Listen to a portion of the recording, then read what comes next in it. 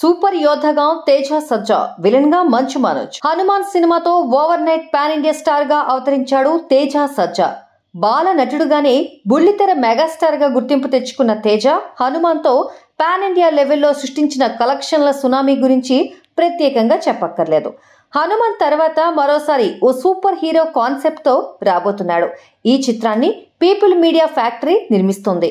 People media factory సంస్థలో 36వ చిత్రంగా ఇది రూపొందుతోంది. ఈ సినిమాకి ఈగల్ ఫేమ్ కార్తీక్ ఘట్టమనేని దర్శకుడు.